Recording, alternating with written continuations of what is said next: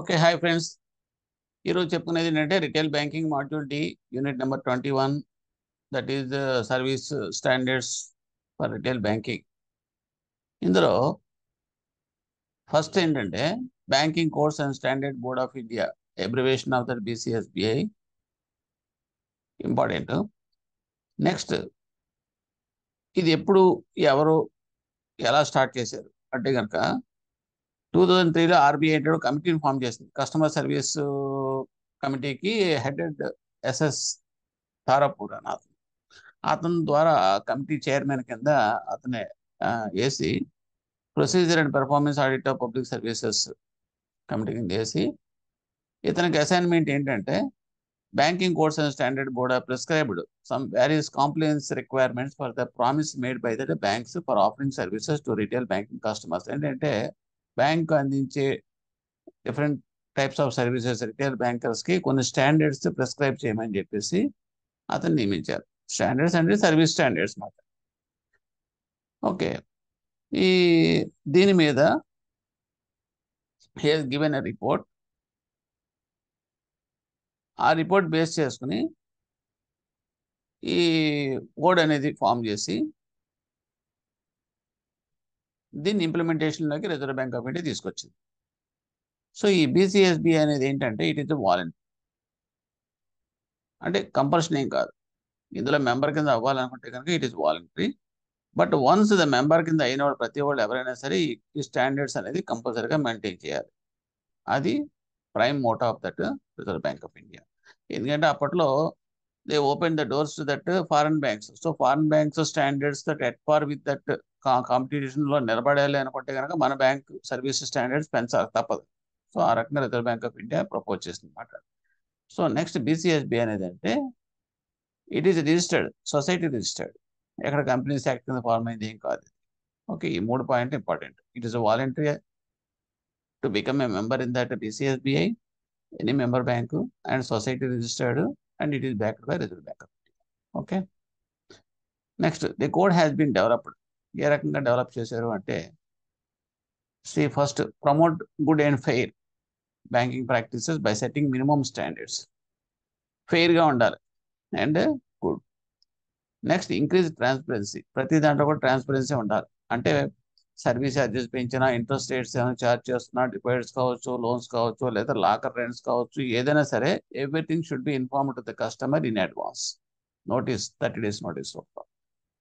లేదు ప్రతిదీ ఇన్ఫార్మ్ చేయడం కష్టంగా ఉంటుంది అనుకుంటే వెబ్సైట్లో అయినా సరే వాళ్ళు ఆ ఇన్ఫర్మేషన్ అంతా ట్రాన్స్పరెన్సీగా పెట్టాలి. లేదంటే కాంప్రహెన్సివ్ నోటీస్ బోర్డు బ్రాంచ్లో పెట్టినా పర్వాలేదు. బట్ ఈ షుడ్ బి ట్రాన్స్పరెన్సీ, హైడ్ చేయడానికి లేదు. Next encourage market forces. ఈ కోడ్ వల్ల ఏమవుతుందంటే కాంపిటీషన్, ఎవడైతే మంచి స్టాండర్డ్స్ మెయింటైన్ చేస్తారో వాళ్ళకి రెప్యుటేషన్ అనేది ఉంటుంది. సో అందులోనూ BCSBIలో మెంబర్ అనేటప్పటికీ it is a good will. ఆ రకంగా కూడా competition among that member banks ఉంటుంది. Next promote and fair and cordial relationship between you and your bank. అంటే బ్యాంకర్కి కస్టమర్కి మధ్యలో కార్డియల్ రిలేషన్షిప్ మెయింటైన్ చేయాలన్నా కూడా ఈ స్టాండర్డ్స్ ప్రకారం వాళ్ళకి గుడ్ స్టాండర్డ్స్, ఎప్పుడైతే స్టాండర్డ్స్ ఇంప్లిమెంట్ అవుతాయో ఆటోమేటిక్గా కస్టమర్కి బ్యాంకర్కి ఉన్న రిలేషన్షిప్ అనేది బాగుంటుంది. తర్వాత foster confidence in banking system, అంటే పెంపొందించడం, బ్యాంకింగ్ సిస్టంలో కాన్ఫిడెన్స్ని కస్టమర్కి పెంపొందించడం కూడా ఇది దోహదపడుతుంది. The banking codes and standard board of India in collaboration with IBA. ఎవరితో కొలాబరేట్ అయ్యింది ఇది? BCSBI అంటే IBA, Indian banks association, and representing of all banks, this IBA. వీళ్ళతోటి కన్సల్ట్ అయ్యి దే అవార్డ్ 2 codes. అవి రెండు అంటే మనకు ఉన్నాయి BCSBI స్టాండర్డ్స్ ఏంటంటే 2 codes ఉన్నాయి. ఒకటి ఏంటంటే code of banks commitment to customers, that is 1. Second one is a code of banks commitment to MSME, micro and small enterprises, which have been voluntarily adopted by the member banks. Next, main aims and objectives of that forming BCSBI ఏంటి అంటే to plan, evolve, prepare, develop, promote and publish voluntary comprehensive codes and standards for banks for providing for fair treatment to their customers. కస్టమర్స్కి మంచి పారదర్శకంగా ఫెయిర్గా అంటే height లేకుండా ఓపెన్గా కొన్ని standards అనేది కంపైల్ చేశారు. చేసి వాళ్ళ ఉద్దేశం ఏంటంటే దీన్ని వాళ్ళకి డెవలప్ చేసి వాళ్ళ యొక్క సర్వీసెస్ స్టాండర్డ్స్ కింద ప్రొవైడ్ చేశారు. అది ఎవాల్వ్ చేసి prepare develop and to function as an independent autonomous watchdog to monitor and to ensure that the banking codes and standards voluntarily adopted by the banks are adhered to true spirit by bank in delivering the services. Banking services అన్ని కూడా good standards లో delivery చేయడానికి కోసం propose చేసింది ఈ aim, బీసీఎస్బీ యొక్క aim. అందులో ఏంటంటే బీసీఎస్బీ వీళ్ళు వాచ్ డాగ్ లా పనిచేస్తుంది. ఇది ఒకటి important point. Watch dog law autonomous and independent, okay, in implementing of these services standards in delivering to the customers. Third point, to conduct and undertake a research of the codes and standards currently in vogue in and outside India. Next ఏంటంటే ఎప్పటికప్పుడు ఇవన్నీ కూడా course అన్ని కూడా refine అవుతూ ఉంటాయి. Standards అనేది పెంచుకుంటూ పోతాం. ఓకే, సో పెంచడం దాని మీద సమ్ రీసెర్చ్ వర్క్ చేస్తూ ఉంటుంది. ఎలాగ ఎంతవరకు పెంచవచ్చు, దానికి అనుగుణంగా టెక్నాలజీ అడాప్ట్ చేశారు అనుకోండి. ఒకప్పుడు 20 minutes పాస్బుక్ అప్డేషన్ లేకపోతే డిపాజిట్ చేస్తే కనుక అయ్యేది. ఇప్పుడు ఏంటంటే అంత అవసరం ఉండదు. So it can be reduced because of this other IT applications. So అలాగే ఎప్పటికప్పుడు అది రిఫైన్ అవుతూ ఉంటే స్టాండర్డ్స్ పెంచడంలో దోహదపడుతూ ఉంటుంది రీసెర్చ్ వర్క్ అనేది. And to enter into covenants with banks on observation of that codes and standards and for the purpose to train employees of covenants ఏంటంటే ఒక అగ్రిమెంట్ లాంటిది అండ్ కమిట్మెంట్ లాంటిది. బ్యాంక్స్ ఇవ్వాలి.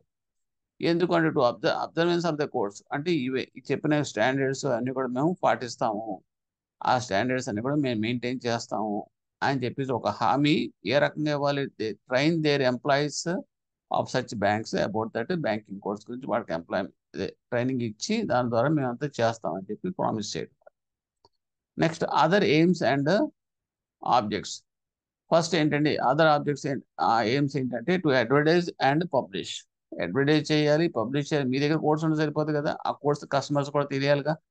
What are my rights, what are my standards expecting from that banks అనేది కూడా వాళ్ళు తెలియాలి. అంటే కనుక you have to put in the website advertisements, news papers, magazines, journals, TV publicity, radio, అంటే వీటన్నిటి సోర్సెస్ మీడియా సోర్సెస్ ద్వారా నువ్వు ప్రమోట్ చేయాలి literature. And to take up specific assignments,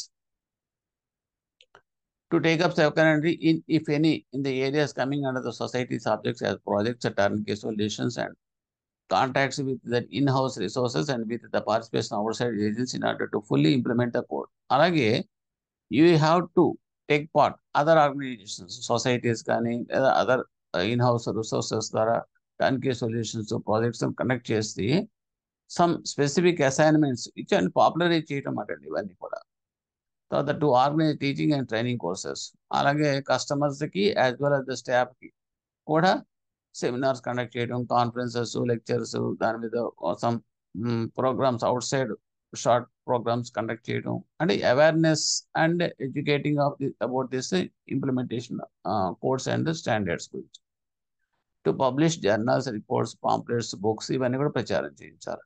to maintain close contacts with IBA, Indian banks అసోసియేషన్తో close contact maintain చేస్తూ other similar institutions, IBA లాంటివే boards and organizations. Similar objects ఏంటంటే ఈ ఎన్రోల్ చేసుకున్న financial institution కానీ బ్యాంక్స్ కానీ assistance కానీ collaboration కానీ కోఆపరేషన్ కానీ సపోర్ట్ కానీ ఇచ్చేలాగా చూసుకోవాలి. ఏంటి in improving of this standards and implementation. To initialize, establish and participate in collateral activities with other institutions, to establish, acquire, maintain, manage facilities such as office, other accommodation, library, computers and centers, etc. etc. అంటే ఈ course గురించి తర్వాత ఇవన్నీ కూడా చెప్పడం గురించి ఇవన్నీ కూడా some facilities also they have to provide. Okay, libraries, computer science centres లాంటి దాంట్లో. నెక్స్ట్ ఏంటంటే ప్రొడక్ట్స్ కవర్డ్. ప్రొడక్ట్స్ ఏమి కవర్ అవుతాయి అది కూడా చాలా ఇంపార్టెంట్. ఏం కవర్ అవుతాయంటే మొత్తం బ్యాంకింగ్లో ఉన్న all products and services cover అవుతాయి. ఏముంటాయి మనకి current account, savings bank, term deposits, recurring deposits, PPF accounts, అలాగే పేమెంట్ సర్వీసెస్కి వస్తే కనుక pensions, pension orders, payment orders, remittances by way of demand drafts, wire transfers, NEFT, RTGS ఉన్నాయి. Banking services related government transactions ఉంటాయి. అలాగే demat services, equity, government bonds, ఇవన్నీ కూడా service standards cover అవుతాయి కోడ్స్. అలాగే Indian currency notes, coin exchanges, ఇవి కూడా soil notes exchange, RBI clean note పాలసీలో కూడా ఉన్నాయి కదండి. దాని ప్రకారం కూడా cut notes exchange, coin exchange, ఇవన్నీ కూడా కవర్ అవుతాయి. అలాగే కలెక్షన్ ఆఫ్ చెక్స్ వస్తే collection of checks, safe custody articles, వీటన్నిటి ఏంటంటే ఛార్జెస్ ఉంటాయి కదా. అలాగే డిలే పీరియడ్, ఇంత పీరియడ్లో అవి కలెక్ట్ అయిపోయి వచ్చేయాలన్నమాట. సో ఇవన్నీ కూడా వాళ్ళు స్టాండర్డ్స్ కింద ఇది ఇంత ఈ టైంలో అయిపోవాలి, ఈ టైంలో ఫినిష్ అయిపోవాలి ట్రాన్సాక్షన్, ఇవన్నీ కూడా సమ్ స్టాండర్డ్స్. అలాగే లోన్స్, ఓవర్ డ్రాఫ్ట్స్, గ్యారంటీస్, అలాగే foreign exchange services including money changing, అలాగే third party insurance and investment products, అంటే that means life insurance, third party products కూడా చేస్తున్నారు కదండి అవి. అలాగే కార్డు ప్రోడక్ట్స్ అంటే క్రెడిట్ కార్డ్స్, డెబిట్ కార్డ్స్, తర్వాత ఏటీఎం కార్డ్స్, వీటికి సంబంధించిన కూడా సర్వీసెస్లోకి వస్తాయి ఇవన్నీ. అంటే ఏం లేదు, suppose any payment, ATM card operate చేశాడు, ఫెయిల్ అయింది ట్రాన్సాక్షన్, అకౌంట్ డెబిట్ అయిపోయింది, సో క్యాష్ రాలేదు, so it is also some problem. So in this case ఎక్కువ రోజులు డ్రాగన్ చేయడానికి లేదు. That should be settled in 24 hours ఏదో చెప్తున్నారు, 5 days. అది బియాండ్ దట్ అయితే కనుక డెఫిషియన్సీ ఆఫ్ సర్వీస్ కింద లెక్క. సో అటువంటివి జరగకుండా ఉండాలండి. అలాగే నెక్స్ట్ డిజిటల్ ప్రొడక్ట్స్ ఇప్పుడు వచ్చినాయండి. డిజిటల్ ప్రొడక్ట్స్ కాబట్టి ఈ wallet, mobile banking, internet banking, వీటి కూడా ఇవన్నీ కూడా సర్వీస్ డెఫిషియన్సీస్లోకి సర్వీసెస్లో కవర్ చేస్తున్నాం. ఇక ఎక్కడైనా సరే డెఫిషియన్సీ ఆఫ్ సర్వీస్ వస్తే మాత్రం ఆటోమేటిక్గా స్టాండర్డ్స్ తగ్గినట్లు లెక్క. Next key commitments of member banks to the customers. Commitments ఏముంటాయండి అంటే కస్టమర్స్కి కమిట్మెంట్స్ మాట్లాడండి. బ్యాంక్స్, మెంబర్ బ్యాంక్స్ అని బీసీఎస్బీలో మెంబర్ అయితే కనుక మెంబర్ బ్యాంక్ అంటాం. ఏముంటాయంటే రైట్ టు ఫెయిర్ ట్రీట్మెంట్. ఏంటిది ఫెయిర్ ట్రీట్మెంట్ అంటే ఇందులో ఏముంటాయి చూద్దాం. ఒకటి, providing minimum balance facilities of receipts and payment of cash, checks, etcetera. Minimum bank facilities అన్ని కూడా ప్రొవైడ్ చేయాలి. అంటే బేసిక్ సర్వీసెస్ అంటే ఏంటంటే క్యాష్ డిపాజిట్ చేయడం, cash payment of services, receipts, ఇవన్నీ కూడా బేసిక్ సర్వీసెస్. అలాగే ఎక్స్చేంజ్ ఆఫ్ సాయిల్ నోట్స్, ఇవన్నీ కూడా మీకు కంపల్సరీగా ప్రొవైడ్ చేయాల్సింది. అంటే దే కెనాట్ డినై. తర్వాత meeting the commitments and standards set in this code for the products and services member banks offer and procedure practices they follow. Next ఏంటంటే ethical principles of the integrity and transparency. అంటే integrity of the transparency అంటే suppose మనం ప్రతిసారి కూడా interest rates మార్చినా, లేదంటే కనుక service charges అయినా రివైజ్ అయినా, కమిషన్స్, డీడీ కమిషన్స్ కానీ ఏమైనా మార్చినా అన్ని కూడా ఎప్పటికప్పుడు కాంప్రహెన్సివ్ నోటీస్ బోర్డ్ అని చెప్పేసి బ్రాంచ్లో ఉంటుంది. ప్రతి బ్యాంక్ బ్రాంచ్లో పెట్టాలి, అది 30 days పాటు అలా ఉంచాలన్నమాట అండి. సో ఇదేంటి అంటే ఇది మ్యాండేట్. ఆ కస్టమర్కి public information and public notice కింద అది చెప్పాలి చేంజెస్ అన్ని కూడా. సో ఇలాగా. తర్వాత offering digital banking and payment systems in secure. అలాగే మన డిజిటల్ బ్యాంకింగ్ చేస్తున్నప్పుడు అన్ని కూడా సెక్యూర్ ఎన్విరాన్మెంట్లో మనం వాడికి ప్రొవైడ్ చేయాలి. అంతేగాని ఏదో చేసిన తర్వాత ఫ్రాడ్ జరుగో, లేకపోతే ఏదో హ్యాకర్స్ అటాక్ చేస్తే అటాక్ చేసేలా ఉండకూడదు అన్నమాట. మన ప్రొడక్ట్స్ ఏంటి డిజైన్ చేసినా కూడా. తర్వాత నో డిస్క్రిమినేషన్ అనేది ఉండకూడదు. డిస్క్రిమినేషన్ ఏంటంటే ఒక ఏజ్ గురించి కానీ, రేస్ కానీ, జెండరు, మెరిటల్ స్టేటస్ కానీ, రిలీజియన్, డిజేబిలిటీ, ఈ రకంగా ఎక్కడ కూడా డిస్క్రిమినేషన్ కస్టమర్స్కి చూపించడానికి వీల్లేదు. So this is all fair treatment కింద లెక్క. అందరికీ ఒకే ట్రీట్మెంట్ యూనిఫామ్గా ఇవ్వాలని అర్థం. Next, promoting good and fair banking practice by getting minimum standards in all dealings with customers. అలాగే ట్రైనింగ్, బ్యాంక్స్ స్టాఫ్కి ట్రైనింగ్ ఇచ్చి ఇందులో అవేర్నెస్ తీసుకొచ్చి కస్టమర్స్కి జస్ట్ అవేర్నెస్ క్రియేట్ చేయాలి. సో ఇవన్నీ కూడా రైట్ టు ఫెయిర్ ట్రీట్మెంట్లోకి వచ్చేస్తాయి అన్నమాట. Key commitments of the member బ్యాంక్స్లో ఫస్ట్ పాయింట్. సెకండ్ పాయింట్ ఏంటి, right to transparency, fair and honest dealing. Honest dealing అనేటప్పుడు ఇక్కడ ఏంటంటే giving customers timely and adequate information అనేది ఇవ్వాలి. ట్రాన్స్పరెన్సీ అంటే అది కూడా ఏంటంటే ఫెయిర్గాను హానెస్ట్ డీలింగ్.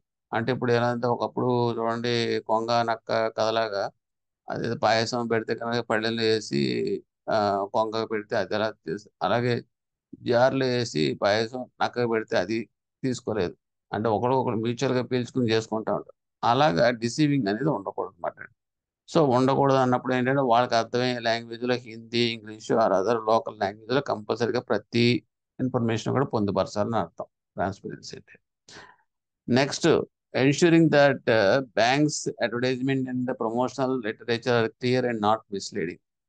ఏ ఇన్ఫర్మేషన్ మీరు అడ్వర్టైజ్మెంట్ రూపంలో ఇచ్చినా లేదంటే ప్రమోషనల్ లిటరేచర్ కింద మీరు ఇచ్చినా కూడా అది అక్కడ అంతా కూడా ఫెయిర్గా ఉండాలి. కొన్ని కంటెంట్ పాయింట్ సైజుల్లోనేమో పెద్ద కొంత కంటెంట్ మెయిన్ కంటెంట్ ఇచ్చి important content key content just చిన్న చిన్న పాయింట్ సైజులో ఇచ్చి హైడ్ చేస్తారు. అటువంటి డిజానెస్ట్ థింగ్స్ మనం చేయకూడదు. అలాగే నెక్స్ట్ ఏంటంటే ensuring the customers are given complete information about that member banks products and services. ప్రతి ప్రోడక్ట్ సర్వీసెస్ గురించి ఇన్ఫర్మేషన్ ఇవ్వాలి. వాళ్ళు ఎస్బీఐ అకౌంట్ ఓపెన్ చేస్తారంటే ఎస్బీఐ అకౌంట్లో ఉన్న ఫీచర్స్ అని అతనికి చెప్పాలి. లేదనుకుంటే పాస్బుక్లో ప్రింట్ చేసి ఇవ్వాలి. లేదంటే పాంప్లెట్ రూపంలో అతనికి ఇవ్వాలి. లేదనుకుంటే కనుక ఎస్ఎంఎస్ ఈమెయిల్ ఫెసిలిటీ అతనికి ప్రొవైడ్ చేయాలి. లేదంటే వెబ్సైట్లో పెట్టాలి ఇన్ఫర్మేషన్ అంతా కూడా. ఎందుకు అంటే తర్వాత తర్వాత మీరు ఈ పాయింట్ చెప్పలేదు, మినిమం బ్యాలెన్స్ గురించి మాకు చెప్పలేదు, ఛార్జెస్ గురించి చెప్పలేదు అని కస్టమర్తో అనిపించుకున్నాం అంటే it is the deficiency of our services కింద లెక్క అవుతున్నాను. సర్వీస్ స్టాండర్డ్ ఫాలో అవ్వట్లేదని లెక్క. ఓకే. అలాగే నెక్స్ట్ డిస్ప్లేయింగ్ అంటే ప్రతిదీ డిస్ప్లే చేయాలి. అలాగే displaying in the members bank branch for customer information. అంటే మినిమం బ్యాలెన్స్ రిక్వైర్మెంట్స్ ఎంత ఉండాలి, ఆ తర్వాత సేవింగ్స్ బ్యాంక్ ఎంత, కరెంట్ అకౌంట్ ఎంత, తర్వాత ఇవన్నీ కూడా మీకు information available in the booklet ఫామ్లో తయారు చేసి వాడికి చెప్పాలి ఇవ్వాలి. అలాగే డిస్ప్లేయింగ్ ఆన్ బ్యాంక్స్ వెబ్సైట్ అవసరం. వెబ్సైట్లో కూడా మీరు ప్రొవైడ్ చేయాల్సి వస్తుంది. ఇదంతా ఏంటంటే ఇన్ఫర్మేషన్ అనేది ఈజీగా యాక్సెసిబుల్గా ఉండాలి, ఫెయిర్గా ఉండాలి, అంతే ఫైనల్గా. వెబ్సైట్లో కూడా మనం పెట్టేది ఏంటంటే దేని గురించి పెడతామంటే బ్యాంక్ సంబంధించిన deposits information, cheque collection procedure, grievances redressal, compensations ఇవన్నీ కూడా మనకి పొందుపరచాలి అంటే తను తెలుసుకునేలాగా. అలాగే నెక్స్ట్ ఇందులోనే రైట్ టు ట్రాన్స్పరెన్సీలో కూడా ఇంకోటి ఏంటంటే ఆ కోడ్ ఒక కస్టమర్ కనుక అడిగాడు అనుకోండి, ఆ కోడ్ ఏంటి అనేది మనం ఒక పాంప్లెట్ రూపంలో అతను ప్రొవైడ్ చేయాలి. అడిగితే కనుక నో నాకు తెలియదు చూసుకోండి అంటే లేదు. అందు గురించి కొంతమంది ఈ స్టేషనరీ కాస్ట్ చూపించడం ఇవ్వట్లేదు అని చెప్పేసి కంపల్సరీగా వెబ్సైట్లో పెట్టామంటారు. ఏ బ్యాంక్ వెబ్సైట్లో ఆ బ్యాంక్లో పెట్టేసుకోమని చెప్పి. So this is all about that right to transparency, fair, honest dealing. తర్వాత థర్డ్ వన్ ఏంటంటే రైట్ టు సూటబిలిటీ. ఏంటి రైట్ టు సూటబిలిటీ అంటే థర్డ్ పార్టీ ప్రోడక్ట్స్. ఇప్పుడు కస్టమర్స్ ఉన్నారు, కస్టమర్స్ అవసరాలు తర్వాత based on that their purpose ఉంటుంది. అంటే ఏ ఏ ఏ రిక్వైర్మెంట్స్ ఉన్నాయి, సర్కమ్స్టెన్సెస్ అవన్నీ చూసి దాని ప్రకారం ఇఫ్ హీ ఈజ్ సూటబుల్ అప్పుడు మాత్రమే థర్డ్ పార్టీ ప్రోడక్ట్స్కి మనం అటాచ్ చేయాలి. ఓకేనండి. ఎందుకు అంటే this is right to suitability. ఇప్పుడు సపోజ్ అతనికి ఎలిజిబిలిటీ లేదు, అతనికి సంబంధం లేనిది మనం ఏదో మన కమర్షియల్ మన కమిషన్ కోసం ఇంకోళ్ళకి అటాచ్ చేయకూడదు. When he is not interested and when he is no need of that particular product we should not compel him to do it. ఇది జనరల్గా ఏంటంటే అతనికి ఉండే రైట్ అది. సపోజ్ ఒకప్పుడు గోల్డ్ కాయిన్స్ అమ్మేవారు, బ్యాంక్ అమ్మని చెప్పేసి టార్గెట్ ఉండేది. అది కూడా one part of that promoting of the targets bank బిజినెస్లో పార్ట్ అది. అప్పుడు ఏం చేసేవారంటే కొన్ని బ్యాంక్స్ చెప్తున్నాను, అమ్మాలనేటప్పటికీ ఎవడో తీసుకోపోయేటప్పటికి ఎస్హెచ్జి పీపుల్కి మెంబర్స్కి లోన్లు ఇచ్చి అందులో కొంత పట్టుకునే అమౌంట్ ఈ కాయిన్స్ అడగట్టారు. అసలు వాళ్ళకి ఇచ్చే లోన్సే for upliftment of their living standards. So వాళ్ళకి తక్కువ అమౌంట్లో మళ్ళీ మీరు గోల్డ్ కాయిన్స్ మీ మార్కెటింగ్ స్ట్రాటజీ వాళ్ళ మీద ఉపయోగించి సేల్ చేస్తే టార్గెట్స్ కోసం it is not fair enough. So it is not a suitability. So అలాగా. Next right to privacy. Privacy అనేది ఏంటంటే ఇన్ఫర్మేషన్ అబౌట్ ద కస్టమర్స్ అన్ని కూడా ఇప్పుడు మనం ప్రైవేట్ అండ్ కాన్ఫిడెన్షియల్గా ఉంచాలి, అది మనకు తెలిసినది. సో ఈయన కీ కమిట్మెంట్స్ మాట. అలా right to grievance redressal and compensation. అలాగే అతనికి ఏమైనా కనుక డెఫిషియన్సీ ఆఫ్ సర్వీసెస్ అనిపిస్తే కనుక he can put a complaint and they can claim for compensation also. Suppose cheque ఇచ్చారు, చెక్ ఇచ్చి మీకు కలెక్షన్ చేసి పంపించారు, అది పక్క విలేజ్ కానీ మీరు 2 నెలలు తీసుకున్నారు అనుకోండి, జస్ట్ 4 రోజుల్లో అయిపోయేదానికి చెక్ కలెక్షన్ ప్రాసెస్ మీరు ట్రయల్‌లో పడి మర్చిపోయి 2 మంత్స్ కానీ, 1 మంత్ కానీ తీసుకుంటే ఏమవుతుంది? Customer will be the loser. It is not the standard. So, అటువంటి సిట్యుయేషన్‌లో ఏమంటారంటే 7 డేస్ కన్నా ఎక్కువ తీసుకోవడానికి లేదని చెప్పి ఒక స్టాండర్డ్ పాయింట్ ఉంటది. సో, అటువంటప్పుడు 7 డేస్ దాటిందంతా కూడాను interest rate you have to pay to that by way of the compensate the customer. So, ఇలాగా customer grievances at the same time ఆ కాంపెన్సేషన్ కూడా కనెక్ట్ చేశారు దానికి. So, this is all about that right to grievances and other things. దానికి సంబంధించింది ఏంటంటే members అన్నిటికి కూడా గ్రీవెన్సెస్‌లో మీకు ప్రతి బ్రాంచ్‌లోనే పెడతారు. ఏమైనా ఉంటే గనుక తేడా పడితే మీ జోనల్ మేనేజర్ అడ్రెస్ అన్నీ ఇస్తారు. అక్కడ కాంటాక్ట్ చేయమని చెప్పి. లేదనుకుంటే గనక కస్టమర్ సర్వీస్ చాలా కంప్లెయింట్ ఇవ్వచ్చు. జీఎం అడ్రెస్, ఫోన్ నంబర్స్ ఇవన్నీ ఇస్తారు. డిస్‌ప్లే చేస్తూ ఉంటాయి బ్రాంచెస్‌లో. This is nothing but a part of this key commitment of the member banks to the customers as per the BCSB అని తెలుసుకోవాలి. Okay. Next we are coming to that other points. That is code of banks commitment to micro and small enterprises. ఇది ఒక second code అనుకున్నాం. 2 కోడ్‌లో ఇదొకటి. ఇందులో ఏంటి అంటే పాజిటివ్ ట్రస్ట్ ఏంటంటే ఫస్ట్ మెయిన్ ఎయిమ్ ఏంటంటే ఈ కోడ్ పెట్టడం మైక్రో అండ్ స్మాల్ ఎంటర్‌ప్రైజెస్ సెక్టార్‌ని మనం ప్రమోట్ చేయాలి. బూస్టప్ చేయాలి. Okay. By efficient banking services ద్వారా. అది ఫస్ట్ ఆబ్జెక్టివ్. రెండోది ఏంటంటే సెట్టింగ్ మినిమమ్ స్టాండర్డ్స్ చేయాలి. ఎందుకు చేయాలి అంటే గనక దానికి సంబంధించిన అప్లికేషన్ వచ్చిందనుకోండి, లోన్ అప్లికేషన్ మన ట్రయల్‌లో పడేసి డిలే చేస్తూ కూర్చున్నామనుకోండి, అనవసరంగా he will be disappointed and he will be frustrated. That should not be done. అందుగురించి వాళ్ళకి కూడా ఏం చేస్తున్నారంటే ఇంత 2 లాక్స్ లేకపోతే లిమిట్స్ ఉన్నాయి. ఆ లిమిట్ వరకు 1 వీక్ టైం లోపల నువ్వు ఏదో చెప్పాలి. Yes or no. ఒకవేళ if it is not feasible అనుకోండి, నో అని చెప్పేయాలి. అది కూడా ఏంటంటే ఆ ఇన్ఫర్మేషన్ ఎక్నాలెడ్జ్‌మెంట్ ఇవ్వాలి. ఎప్పుడు అప్లికేషన్ తీసుకున్నావు లోన్ అప్లికేషన్ వెంటనే తర్వాత నువ్వు మీ స్టిప్యులేటెడ్ టైమ్ లోపల నువ్వు ఏ సంగతి చెప్పాలి. ఒకవేళ గనుక రిజెక్ట్ చేస్తే గనక on what grounds you are rejecting అనేది కూడా you have to inform by taking permission from your higher authorities. So, ఇవన్నీ కూడా మీకు ఇందులో ah, that is code for micro small ఎంటర్‌ప్రైజెస్‌లోకి వస్తాయన్నమాట. ఓకే. నెక్స్ట్ ఆబ్జెక్టివ్స్ ఆ! అంటే ఇంకోటి ఏంటంటే అప్లికేషన్ ఆఫ్ ద కోడ్స్‌కి వచ్చేటప్పటికి ఏమేమి ఉంటాయి? అంటే ఈ ఎంఎస్ఎంఈ కింద వచ్చేది అనుకుంటే గనక we're discussing about MSC that means micro small enterprise గురించి చెప్తున్నాం. ఆబ్జెక్టివ్స్ ఆఫ్ ద కోడ్‌లో ఫస్ట్‌ది అయిపోయింది. రెండోది అప్లికేషన్ ఆఫ్ ద కోడ్‌కి వచ్చేటప్పటికి కరెంట్ అకౌంట్ ఇది ఏంటంటే whatever that coming under this and banking service related government transactions to the demat services equity ఇయన్నీ కూడా మీకు ఆటోమేటిక్‌గా ఇందులో కవర్ అవుతాయన్నమాట. ఏది అప్లికేషన్ ఆఫ్ దట్ కోడ్‌లో. అప్లికేషన్ అంటే ఇంప్లిమెంటేషన్ కింద లెక్క. ఇందాక మనం ఆల్రెడీ చెప్పుకున్నాం ఇది. ఓకే. తర్వాత ఇంకొకటి ఏంటి అప్లికేషన్ అయిపోయింది. నెక్స్ట్ కోడ్ కాంప్లియన్స్ రేటింగ్స్ అంటాం. కోడ్ కాంప్లియన్స్ రేటింగ్స్ అనేటప్పటికి స్టాండర్డ్స్‌లో కూడా మనం వాళ్ళకి కొంత రేటింగ్‌ల సిస్టమ్ అనేది పెట్టారది.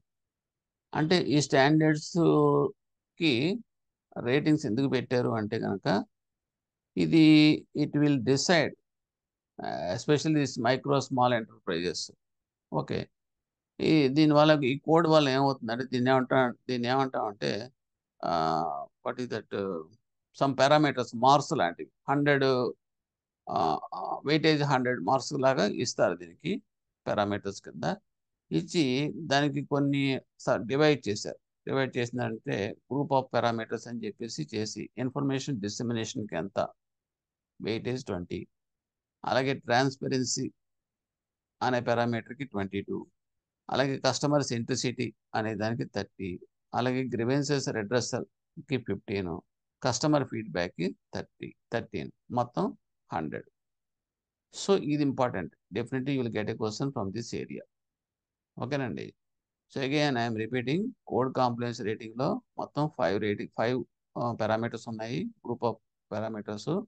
ఫస్ట్‌దేంటి ఇన్ఫర్మేషన్ డిస్సెమినేషన్ అనేదేంటంటే మన ఇన్ఫర్మేషన్ ఎంత యాక్సెసిబుల్‌గా, ఈజీగా, అవైలబుల్‌గా అతనికి ప్రొవైడ్ చేయగలం అనే దాని మీద మార్క్స్ 20 ఉన్నాయి వెయిటేజ్. అంటే మనం ఇవాళ కావాలనుకున్నప్పుడు ఎవరిని ఎత్తుకోకుండా బ్యాంక్‌ని ఎంక్వైరీ చేయక్కర్లేకుండా వెబ్‌సైట్‌లోకెళ్ళి చూసుకునేలాగా మన వెబ్‌సైట్‌లో పెట్టామనుకోండి. So, maximum weightage marks he will get. 20కి 20 వచ్చేస్తాయి. అలా కాకుండా మీరు బ్యాంక్‌ని ఎంక్వైరీ చేస్తేనే గాని కోడ్స్ ఏంటో పొందలేని పరిస్థితి అనుకోండి.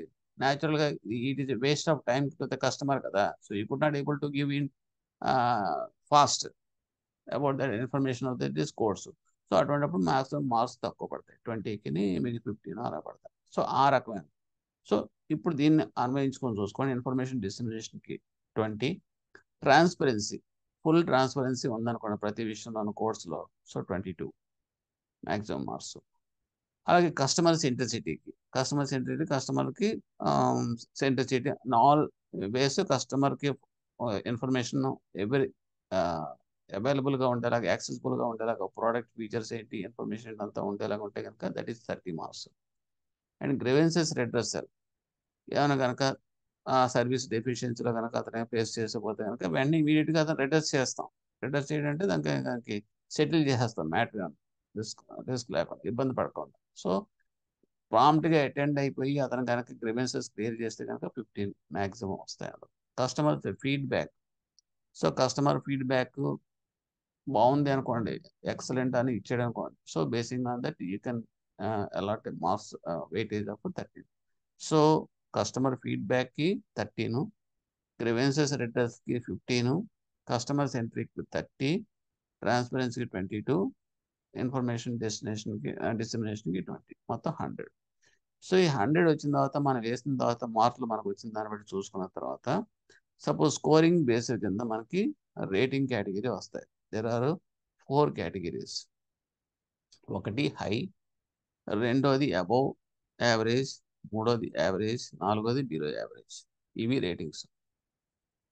సో ఇందులో రేంజెస్ కూడా ఉన్నాయి. ఏది మనకి హై వస్తుంది, ఎంత వస్తే మనకి హై వస్తుంది అలా. ఫస్ట్ ఐఎమ్ కమింగ్ డౌన్, కింద నుంచి వద్దామండి. బిలో 60 కనుక 100కి వస్తే కనుక దట్ ఈస్ బిలో యావరేజ్. అంటే 160 అనేది ఇంకా బెంచ్ మార్క్ అని పెట్టేశాడు. బిలో 60 వచ్చిందంటే that is below average. 60 to 70 out of 100 కనుక వస్తే కనుక యావరేజ్. అంటే డిస్ట్రిక్ట్ మన దాంట్లో డిస్ట్రిక్ట్ లెక్క. 70 to 85 అయితే కనుక అబౌవ్ యావరేజ్. 85 అండ్ అబౌవ్ అయితే కనుక that is the high rating. ఇలా. సో అది కూడా అయిపోయింది. Next we're coming to that customer grievances handling mechanism. So ఇందులో ఏంటంటే కస్టమర్ గ్రీవెన్సెస్ అంటే ఏదో ప్రాబ్లం ఉంటుంది, వాడికి ఇబ్బంది కలుగుతుంది. సో వాడికి ఏంటంటే మనం బ్యాంక్స్ అనేది హెల్ప్ చేయాలి. సో అప్పుడు ఏం చేస్తాడు, కంప్లైంట్ చేద్దాం అనుకున్నప్పుడు ఆ కంప్లైంట్ ఎలా చేయాలనేది కూడా మనం చెప్పాలట. అంటే we have to help in all aspects అన్నమాట కస్టమర్కి. హౌ టు డూ అనేది చెప్పాలి. And where a complaint can be made, ఎక్కడికి మీరు కంప్లైంట్ లాడ్జ్ చేయొచ్చు అనేది కూడా మనమే చెప్పాలి. To whom a complaint can be made, ఎవరికి కంప్లైంట్ చేయాలనేది కూడా మనం చెప్పాలి. When to expect a reply, మీరు ఇచ్చిన కంప్లైంట్కి ఎన్ని రోజుల్లో రిప్లై ఎక్స్పెక్ట్ చేయొచ్చు అనేది కూడా మనమే చెప్పాలి. Whom to approach for redressal, ఈ ఈ ఈ ఎవరిని అప్రోచ్ అవ్వాలి, ఇది కంప్లైంట్ రిడ్రెస్ అవ్వాలంటే కనుక ఎవరిని అప్రోచ్ అవ్వాలి.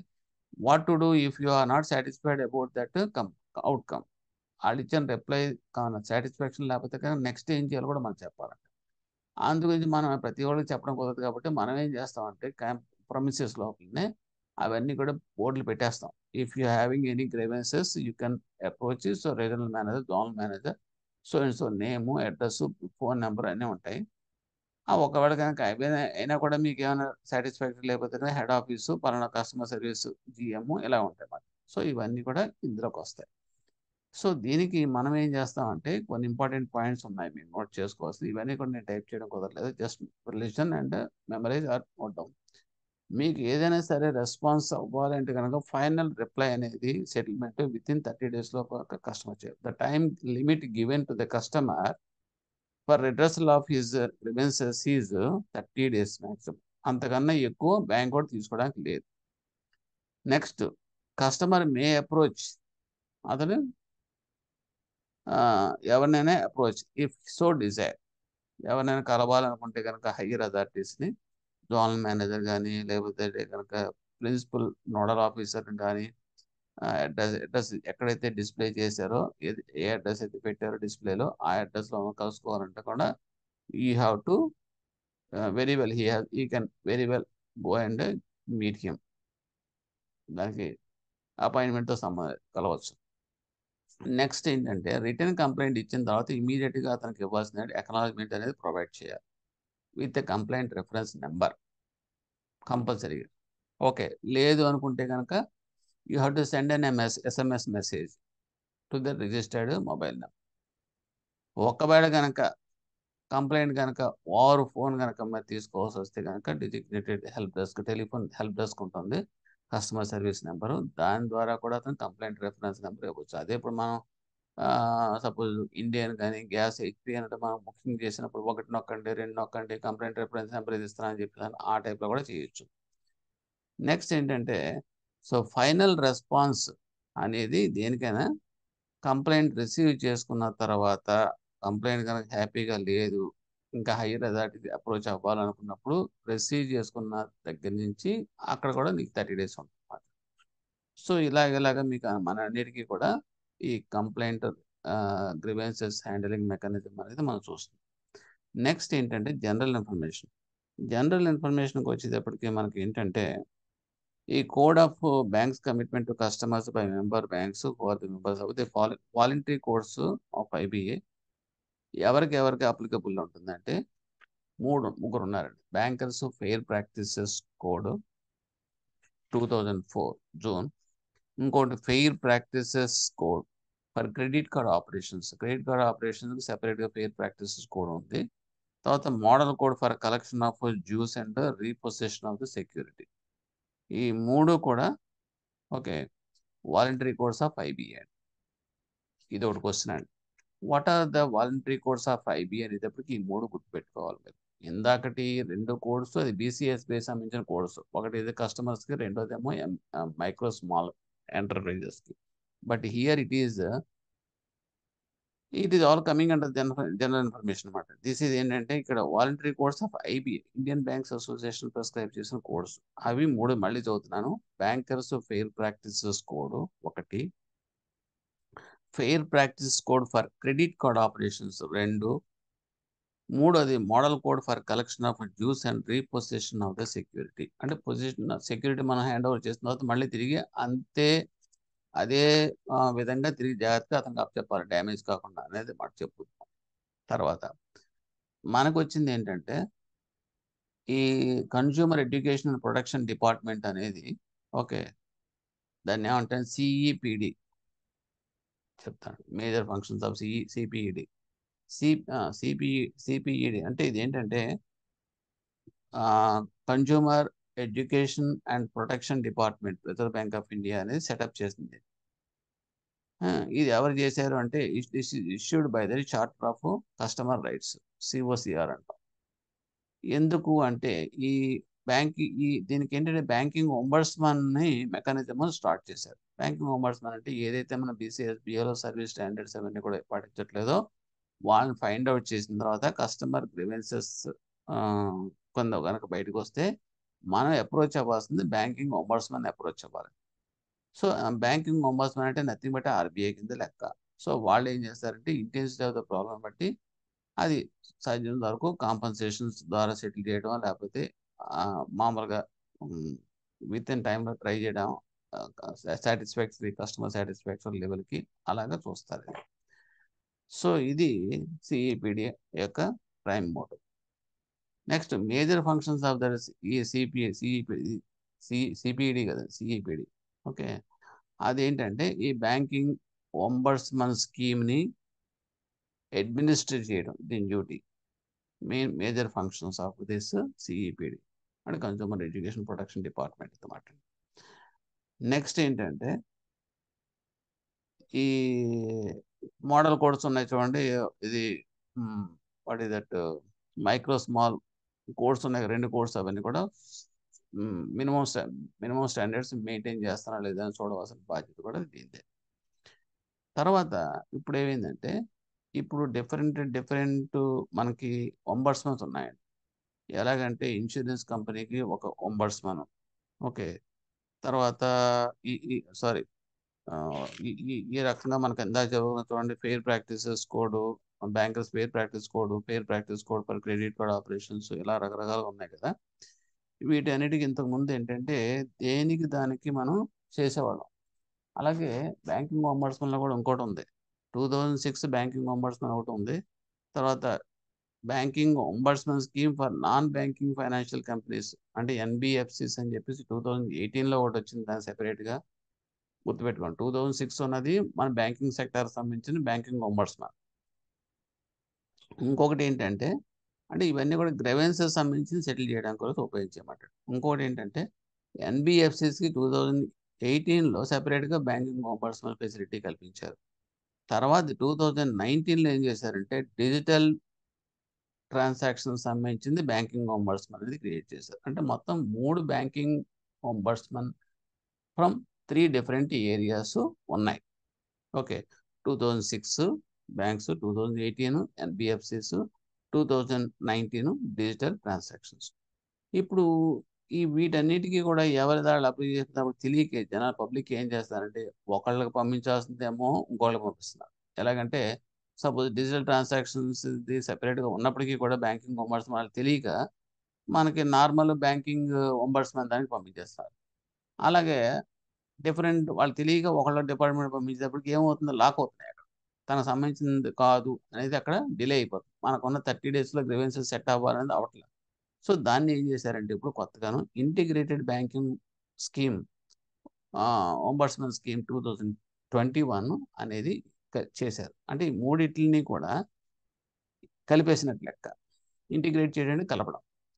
ఇప్పుడు ఎవరికి పొరపాటున ఒకళ్ళకి వచ్చినప్పటికీ కూడా ఆటోమేటిక్గా సెంట్రల్ సిస్టమ్కి కోడ్ పెట్టారు చండీగఢ్లో.